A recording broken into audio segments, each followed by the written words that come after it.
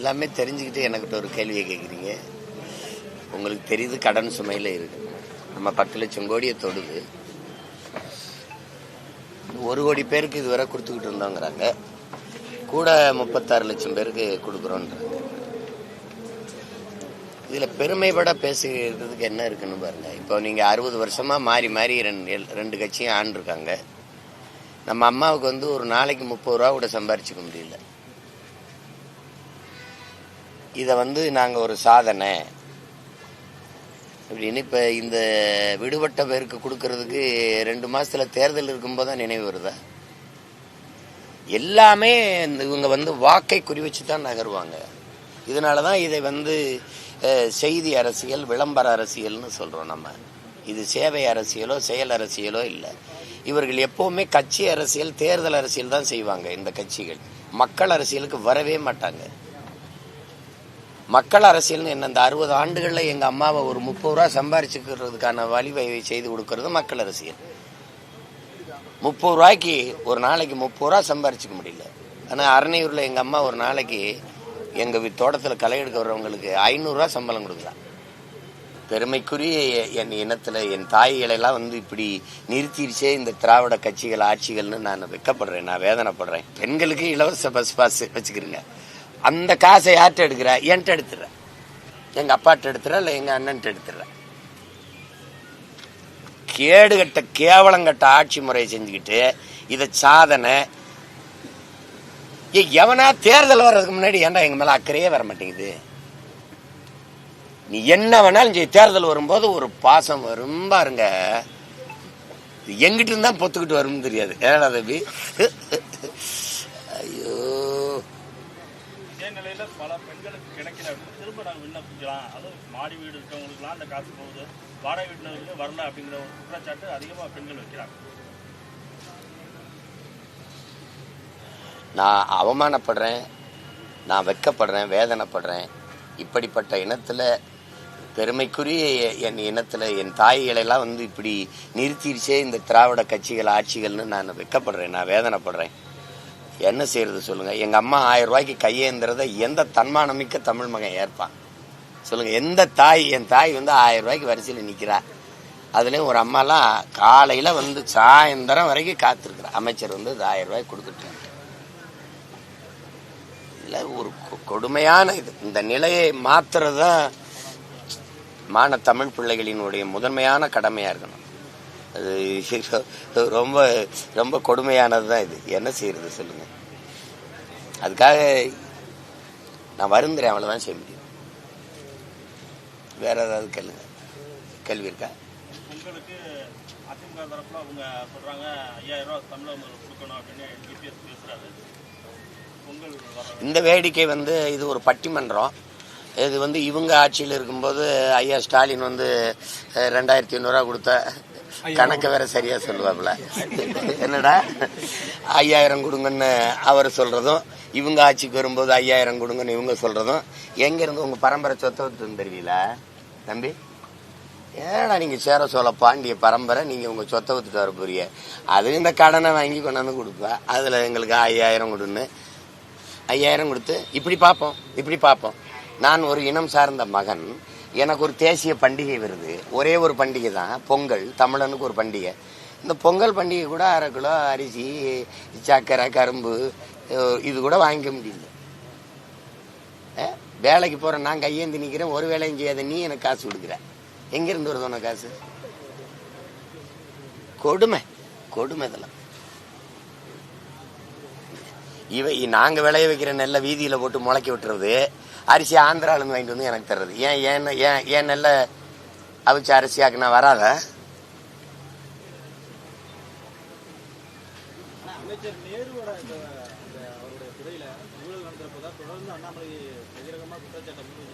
இல்ல, ஐயாவுடைய துறையில நான் ஏற்கிறேன். ஐயாவோட துறையில மட்டும்தான் ஊழல்னு சொல்றத நான் எதிர்க்கிறேன். எந்த அமைச்சர் துறையில இல்ல. சரி, ஈடி வரட்டும், ரைடு வரட்டும், எது வரட்டும். ரைடு வர்றது தெரியுது இல்ல, சோதனைக்கு வர்றது தெரியுது. நடவடிக்கை ஏதாவது தெரியுதா தம்பி? சொல்லு. நடவடிக்கை ஐயா பொன்முடி வீட்டுல, ஐயா துரைமுருகன் வீட்டுல, எல்லார் வீட்லயும் நடந்ததுல ஈடி. அப்புறம் எங்க வரா ஓடி? என்ன டாடி மோடியை பார்த்தோன்னு முடிஞ்சிருது. ஒரு தடவை இடி வரும்போது 3 தடவை நிதி ஆயோக் கூட்டத்துக்கு போக மாட்டேன்னு நெஞ்ச நிமித்தி நின்ன ஐயா ஸ்டாலின் ஒரு தடவை இடி ரைடு வந்தவொடனே நேரா ஓடி போய் பார்த்தாரு. எப்படி நீங்க வர்ற தெரியுது, சோதனைக்கு வர்ற தெரியுது, சோதிச்சு என்ன தகவல் அது வெளியில வரல, நடவடிக்கை தெரியலையே. சோதனை பண்ணி ஆதாரங்கள் இருக்கு, நீங்க வழக்கு பதிவு செய்யுங்கன்னு தமிழக அரசுக்கு டிஜிபிக்கு உத்தரவு போடுறாங்க. அப்படி இருந்தும் தமிழக அரசு இப்போ வரைக்கும் வழக்கு பதிவு பண்ணல அப்படின்றது மீண்டும் அண்ணாமலை நேற்று. அவ்வளவு நேர்மையை நீங்க தமிழ்நாட்டு அரசு கிட்ட எதிர்பார்க்குறீங்க இல்ல? நீங்க தமிழ்நாட்டில் தான் இருக்கீங்களா? என்னது இதெல்லாம்? என்னடா தங்கச்சி இதெல்லாம்?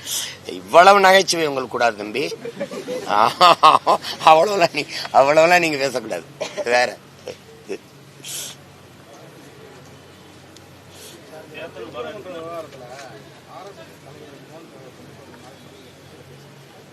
திருச்சியில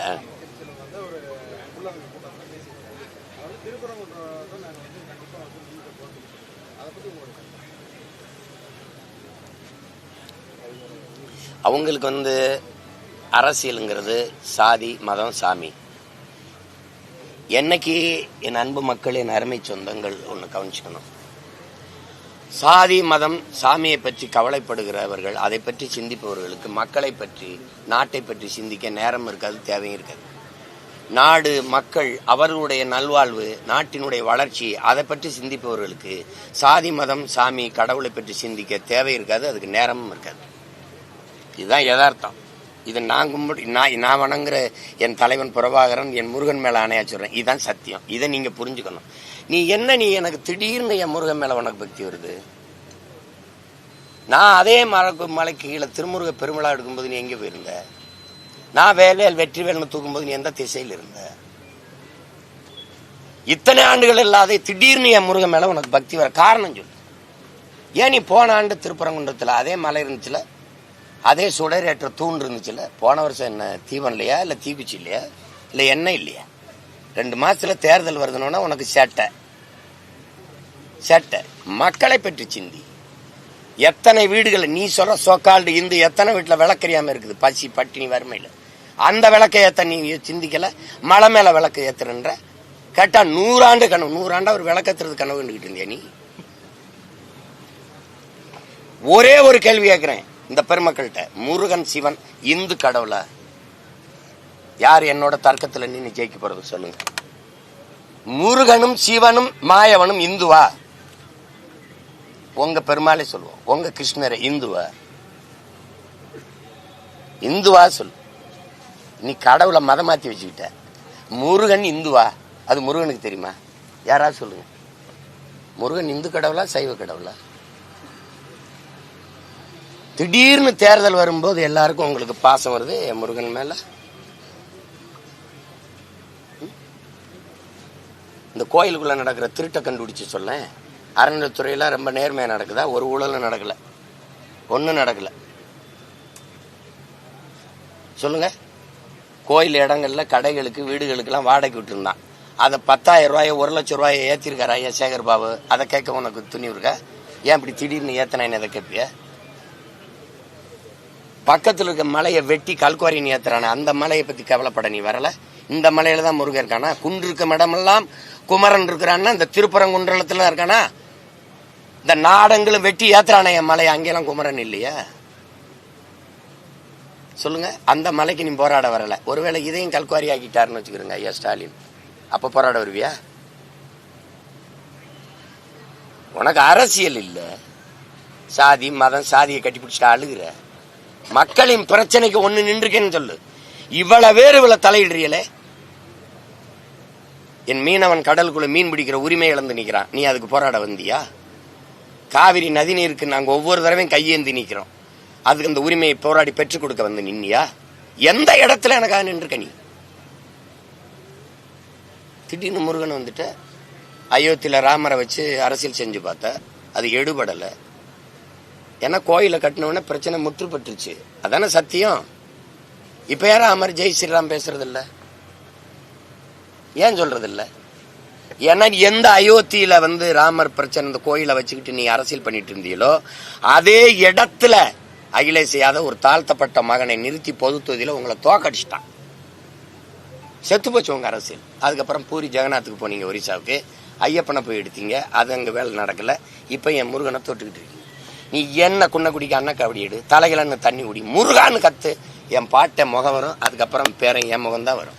ஏன்னா முருகன் எனக்கு இறைவன் இல்லை, என் மூதாதை, என் ரத்தம், என் சொந்தம், என் இன கடவுள், அவன் இன இறைவன். திடீர்னு வந்து நீ வந்து முருகன் மேல பாசம் எங்களுக்கு சொல்லி கொடுக்குறியா? முருகனை என்ன செஞ்சிருக்கணும்? இரு சமூகத்தார், நீங்க சிக்கந்தர் தர்காவா, நீங்க அங்க கொண்டாடுங்க, இதையும் கொண்டாடுங்க. என் மக்கள் எல்லோரும் சமமா தான். ஏன் எங்க இந்து கடவுள்கள் பேரணி போகும்போது எங்க இஸ்லாமிய மக்கள் வந்து வாழ்த்தி வரவேற்றதெல்லாம் நீங்க பாக்குறது இல்லையா? இஸ்லாமிய எங்க அரேபியால இருந்து இங்க இறங்கி வந்தானா? இல்ல என் சொந்தக்காரன் தானே வேறி இருக்கான், மாறி இருக்கான். சொல்லுங்க. போன ஆண்டு இந்துவா இருந்த என் தம்பி யுவன் சங்கர் இப்ப இஸ்லாத்தை ஏற்றிருக்கான்.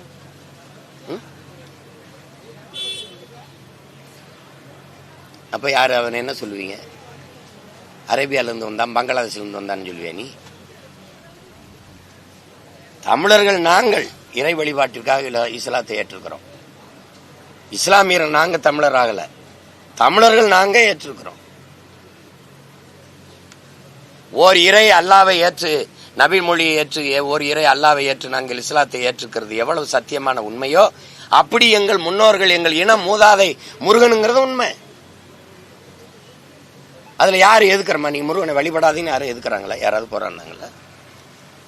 பிரச்சனையை நீ உண்டு பண்ணி அதன் மூலமா ஒரு அரசியல் அறுவடை செய்யணும்னு நினைக்கிறேன். நீ உண்மையிலே பக்தி இருந்தா போன ஆண்டு ஏற்றிருக்கலாமே. நீங்க முருகனுக்கு மாநாடு போகும்போது ஏற்றிருக்கலாமே. சரி, போன ஆண்டு முருகனுக்கு மாநாடு போட்டியல்ல, அடுத்த ஆண்டு போடுவீல? ஏன்னா தேர்தல் முடிஞ்சிடும். 29 போடுவிய, 29 தேர்தல் கிட்ட வருதுல போடுவிய. வேலை யாத்திரை என்ன நேத்த முருகன் வேலை கெடுத்துட்டு வந்தாப்லையா? இத்தனை வருஷமா வேலை என்ன அவர்கிட்ட கையில் இல்லாம அடமான வச்சிருந்தாப்லையா? எதை வச்சு அரசியல் செய்யறதுன்னு ஒண்ணு இல்லையா? சொல்லுங்க. நான் அதை வெறுக்கிறேன். அந்த இடத்துக்கு நான் வரல. வழிபடுற தெய்வமா தான் இருக்கணும். அதை வச்சுக்கிட்டு அது அரசியலுக்கு ஒரு பிரச்சனையாக்க கூடாது. அதை நான் தவறுன்னு தான் சொல்றேன். அது ஐயா வந்து அப்படி சொல்லியிருக்க கூடாது. அதை வந்து என்ன சொல்லியிருக்கணும்னா, இரு சமயத்தாரில் இருக்கிற பெருந்தலைவர்களை அழைச்சு அரசுக்கு என்ன பரிந்துரை வச்சிருக்கணும்னா, அழைச்சி பேசி, இந்த பீஸ் கமிட்டிங்பாங்களா, அது மாதிரி ஒரு சமாதான நல்லிணக்க குழுவை வச்சு பேசி இருமத வழிபாடுகளையும் அங்க நடக்கிற மாதிரி நீங்க ஏற்பாடு செய்யுங்க. அது அரசுக்கு பரிந்துரைக்கிறேன்னா அது போற்றத்தக்கது. அதை விட்டு தமிழ்நாடு காவல்துறை ஒத்துழைக்கிறான்னு சிஎஸ்எஃப், நீ மத்திய என்ன சொல்றது சர்வீஸ் போர்ஸை தூக்கி நீ அதை வச்சுக்கிட்டு ஏத்து அப்படின்னா, நாளைக்கு அங்க ஒரு கலவரம் வந்துருச்சு, அங்க ஒரு பிரச்சனை வந்துருச்சு, வீல பிரச்சனை வந்துருச்சு, அரசு பொறுப்பு இருக்குமா? சட்டம் ஒழுங்கு பிரச்சனைக்கு நீதிமன்றம் ஏன் இருக்குமா? காவல்துறை நடவடிக்கை தவறுனாலதான் இவ்வளவு பிரச்சனையே வருது. முத வழக்கமா அங்க கந்திரி ஆக்குறதுக்கு கிடாய் வெட்ட போறாங்கல்ல, அவரை தடுத்து பிரச்சனையாக்குனதே தமிழ்நாட்டு ஐயா ஸ்டாலினுடைய காவல்துறை தான். இல்லைன்னா இந்த பிரச்சனையே வந்திருக்காது. அத பிரச்சனை ஆக்குனதே இவருடைய காவல்துறை தான். எத்தனை வருஷம் நடந்துகிட்டு இருக்கு, ஏன் இப்ப பிரச்சனை ஆகுது? ஆக்குறீங்க. உங்களுக்கு இந்த பிரச்சனைனால என்ன? இஸ்லாமியெல்லாம் எனக்கு பாதுகாப்பு திமுக தான் வருவான், இந்துலாம் எனக்கு பாதுகாப்பு பிஜேபி தான் போவான். 2 பேருக்கு அறுவடை. இது அரசியல். இந்த அரசியலை நீங்க வரவேற்கிறீங்களா? இது நல்ல அரசியல் தானா? சொல்லுங்க. மதம் மனிதனுக்காக உருவானதா, இல்ல மதத்துக்காக மனிதனா, இல்ல மனிதனுக்காக மதமா? மனிதனுக்காக சட்டமா, சட்டத்துக்காக மனிதர்களா? உடம்புக்காக சட்டையா, சட்டைக்காக உடம்பா? நீங்க சொல்லுங்க. இங்க மதம் போட்டுறீங்க, எங்க மனிதன் போட்டுறீங்க? எங்க மனிதன் போட்டுறீங்க? நாங்க என்ன கேட்கிறோம், ஒரு குறிப்பிட்ட மதம் சார்ந்தவன் வாழுகிற நாடாக இதை மாத்தணும்னு நினைக்கிறீங்க. இல்ல, நாங்கள் மனிதர்கள் வாழுகிற நாடாக இது இருக்கணும்னு விரும்புறோம். இதுதான் எங்களுடைய விருப்பம். நீங்க அதை நோக்கி நகரவே இல்லையே. ஒரு மதம் சார்ந்தவனை எதிர்ப்பது, அவன் வழிபாட்டை எதிர்ப்பது, மறுப்பதே ஒரு அரசியல் கட்சிக்கு கோட்பாடா இருந்தா அதை எப்படி நீங்க வரவேற்பிய? இந்த பிரச்சனையை நாட்டில் இவ்வளவு பிரச்சனை இருக்கும்போது இதை வச்சு மூடி மறைச்சிக்கிட்டே இருக்கீங்க. இதை வந்து இவ்வளவு நேரம் என்னை பேச வைக்கிறீங்க அப்படின்னா இது எவ்வளவு ஆபத்தானதுன்னு பாருங்க. கோடி பிரச்சனை இருக்கு.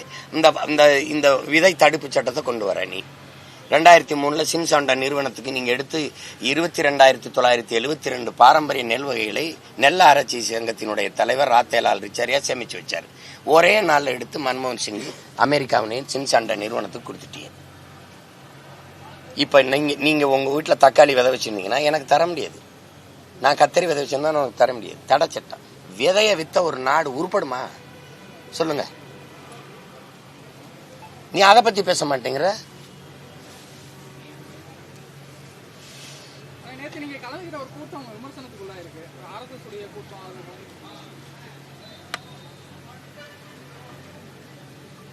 அப்புறம் கலந்துகிட்டு பிற விமர்சனம் கூட இல்லைன்னா அப்புறம் சொல்லுங்க.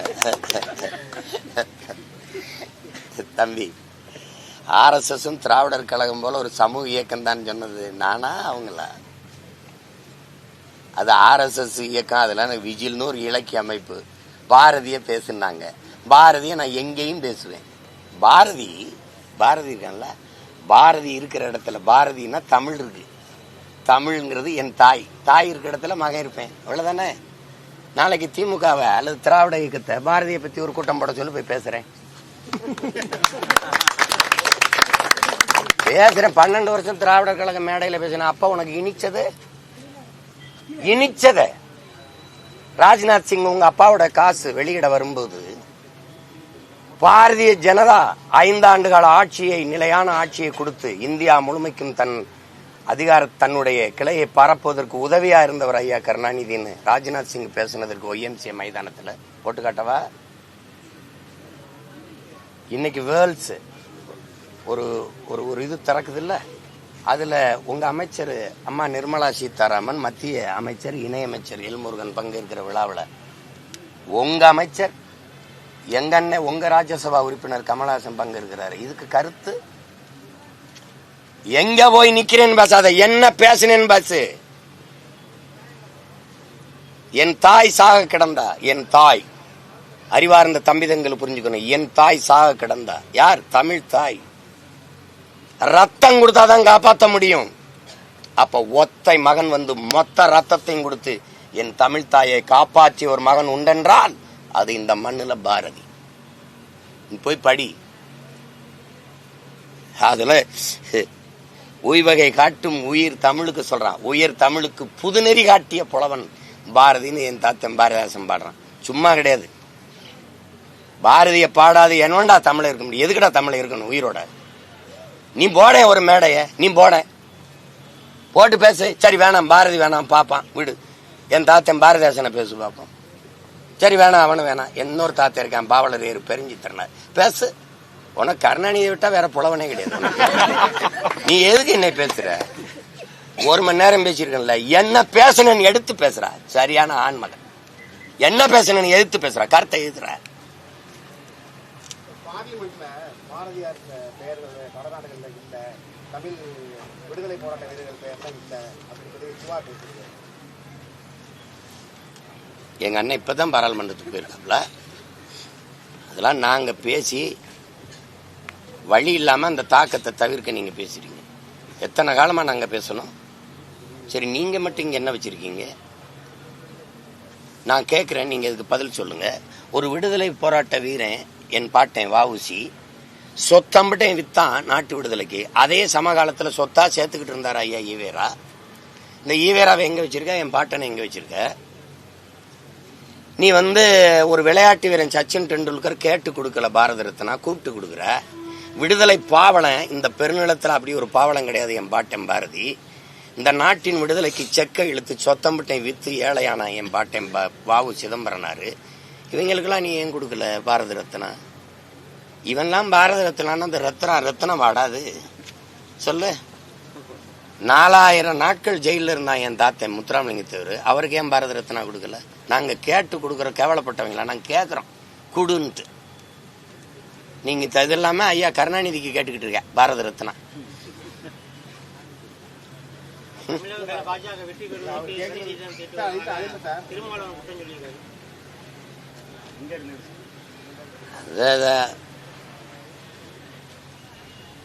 பாரதிய ஜனதாவுக்கு சதித்திட்டம் தீட்டி கொடுக்கறதே திமுக தான்.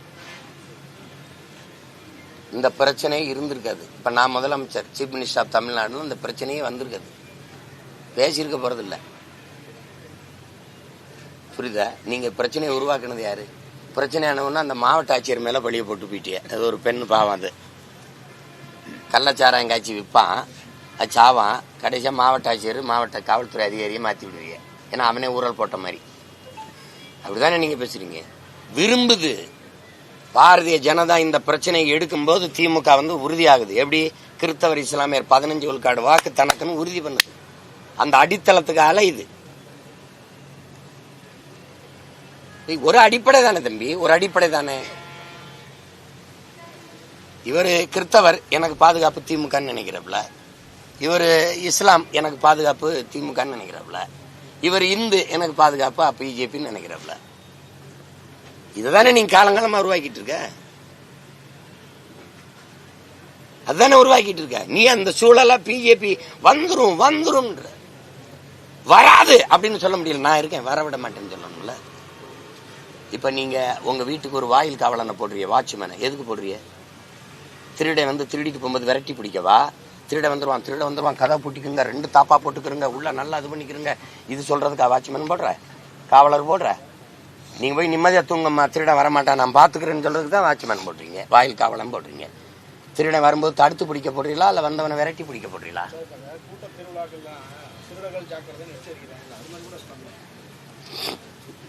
அப்படின்னா அவங்க தான் நெஞ்சில மாட்டிக்கணும் திராவிடர். நாங்க திருடர்கள் ஜாக்கிரதை. என்னடா நீங்க, நான் ஒண்ணு கேட்கிறேன் பாருங்க. இப்போ திருப்பரங்குன்றத்துல ஒரு பிரச்சனை அப்படின்னா என்கிட்ட கேட்க வேண்டியது இருக்கு. இப்போ விளைநிலங்களை பறிக்கிறான் சிப்காட் தொழிற்சாலைன்னா மக்கள் என்னை கூப்பிடுறாங்க. அங்க வீடை இடிக்கிறான்னா ஐயா சிமா வாப்பா அப்படின்னு கூப்பிடுறாங்க. அங்க எந்த பிரச்சனை இந்த மண்ணுக்குள்ள வருதோ அப்போலாம் இந்த தமிழ் தேசியம்னு நிக்கிற இந்த தமிழ் பிள்ளைகளை கூப்பிட வேண்டிய தேவை இருக்குன்னா, பிரச்சனை எங்களை வளர்க்குது, பிரச்சனை எங்களை நோக்கி மக்களை தேடுது. இந்த பிரச்சனையை பிரசவித்தவன், இந்த பிரச்சனையை மக்களுக்கு கையளித்தவன், நாள்தோறும் போராட்டம், ஆசிரியர்கள் போராட்டம், தொழிற்சங்கம், போக்குவரத்து தொழிலாளர் போராட்டம், மீனவர் போராட்டம், இந்த மருத்துவர்கள் போராட்டம், செவிலியர் போராட்டம், எல்லா போராட்டத்தையும் கையளித்தது இந்த கட்சி ஆட்சிகளா இருக்கு. அந்த மக்கள் கவலையோடு துன்பத்தோடு துவண்டு கையில மனுக்களோடு கண்ணீரோடு நிக்கிற மக்களுக்கு கை கொடுத்து தோல் கொடுத்து நிக்கிறதுக்கு பிள்ளைகள் வேணா அது நாங்களா தான் இருக்கோம். அதனால காலம் எங்களை வளர்க்குது, என் மக்கள் எங்களை தேடுறாங்க. ஏன்னா பிரச்சனைகளை என் மக்களுக்கு இந்த கட்சிகள் 60 ஆண்டுகளா அதை தவிர எதையும் கொடுக்கல. அப்படின்னா நான் இதை செய்யல, காலம் பிரசவித்து எங்களை வளர்த்து போகுது. அதனால இது வந்து நாங்க இந்த வேலையை விரும்பி செய்ய வந்தேன். நான் படம் எடுத்து பழகி தான் வந்தேன். என்னை இந்த இடத்துல இறக்கி விட்டது இது காலம், வரலாறு. இந்த பணியை எங்களுக்கு கையளிச்சிருக்க செய்யறோம். அதனால நீ இந்திய அரசியல் தடுக்கிறது, திராவிட அரசியல் தடுத்தான் பார்த்த. நான் போட்டியிடுறேன்னே நீ சொல்லல, இப்பவும் சொல்ல மாட்டேன். மும்முனை போட்டின்ப, அதுல ஒரு சந்தேகம் இல்லை. அவங்களுக்குள்ளதான் போட்டி. எங்களுடைய அரசியலுக்கு எங்களுடைய கோட்பாட்டுக்கு இந்திய பெருநிலத்திலே போட்டி கிடையாது. நீ சொல்ல மாட்ட, என்னை கணக்கிலே வைக்க மாட்ட, என்னை நிராகரிப்ப, புறந்தள்ளுவ. ஆனாலும் நாங்க வளர்ந்துகிட்டே வருவோம். அப்ப என்னாச்சு? நீ வாக்குக்கு காசு கொடுக்காம தேர்தலை சந்திப்பியா? நீ தான் நல்லாட்சி கொடுத்த நாயகனாச்சே, நீ தான் 60 வருஷம் ஆட்சியில் இருந்தவனாச்சே, நீ தான் பெரிய கட்சியாச்சே, 10 கட்சி கூட்டணி வச்ச பரம்பரையாச்சே. ஏன் நீ ஓட்டு காசு கொடுக்காம என்னோட மோத? நாங்க சின்ன பசங்க தானே. தெய்வம் ஒரு வேட்பாளர், எங்க தங்கச்சி ஒரு வேட்பாளர், இருங்க வேட்பாளர். எளிய பிள்ளைகள் ஒன்னும் கிடையாது, ஒண்ணுமே கிடையாது. இப்ப எங்களோட நீ மோது காசு கொடுக்காம பாப்போம். நீ தொகுதியை விலை கொடுத்து வாங்குற, நீ மக்களுக்கு சேவை செஞ்சிருந்தனா, நன்மதிப்பை பெற்றிருந்தனா மக்கள் தாங்களாக உனக்கு வாக்கை தருவார்கள். நீ வாங்குற, நாங்க வாக்கை பெறுறோம். புரியுதா உங்களுக்கு? அதனால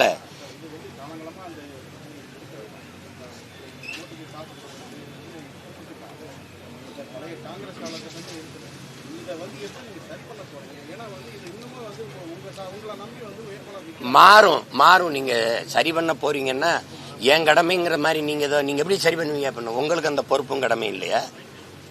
உங்களுக்கு இல்ல. அப்புறம் நீங்க அது எப்படி அப்படின்னா, நீங்க அன்னைக்கு அண்ணல் அம்பேத்கர் காலம் இப்போ அவரே சொல்றாரு, மதிப்புமிக்க நம் உரிமைகளை சில ரொட்டி துண்டுகளுக்காக விற்பது அவமானகரம்னு. அன்னைக்கே வித்துக்கிட்டு இருந்திருக்கான். அன்னைக்கே எங்க தாத்தா தெய்வ திருமகன் வந்து வாக்குக்கு காசு கொடுக்கறவன் பாவிடா, அந்த காசை வாங்கிட்டு ஓட்டு போடுறவன் தேச துரோகிடாங்கிறாரு. அவர் காலத்திலே இருந்திருக்கு.